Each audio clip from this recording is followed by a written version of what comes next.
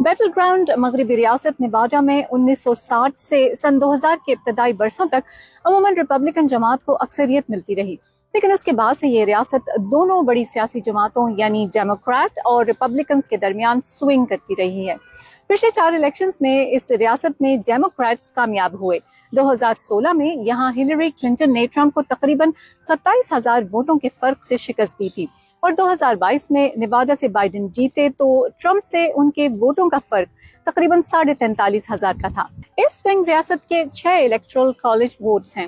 31 لاکھ آبادی والی ریاست نیواڈا کی ایک وجہ شہرت اس کا سب سے بڑا شہر لاس ویگس ہے، جو کلارک کاؤنٹی میں آتا ہے، اور ریاست کے کل ووٹرز میں سے 72% اسی کاؤنٹی میں رہتے ہیں۔ 1980 کے مقابلے میں نیواڈا کی آبادی 3 گنا بڑھ چکی ہے۔ یہاں آباد ہونے والے بہت سے افراد ریاست کیلیفورنیا سے آئے ہیں، جس کی وجہ سے یہاں کے متوسط اور کم آمدن والے مقامی افراد کے لیے گھر خریدنا یا کرائے پر لینا مشکل ہوتا جا رہا ہے۔ اسی لیے افورڈیبل ہاؤسنگ اس سال الیکشن کے لیے یہاں کا ایک اہم ایشو ہے۔ آبادی میں بے تحاشا اضافے کے باوجود نیواڈا کے رہائشیوں کی اکثریت اب بھی ورکنگ کلاس سے تعلق رکھتی ہے، جن میں سے بہت سے لوگ محنت مزدوری کرتے ہیں۔ ریاست کے رہائشی اس تجویز پر بھی ووٹ دیں گے کہ آیا اسقاط حمل کا حق ریاست کے آئین کا حصہ ہونا چاہیے۔ یہاں ووٹرز کے لیے اہم ایشوز معیشت، امیگریشن، تعلیم، افورڈیبل ہاؤسنگ وغیرہ ہیں۔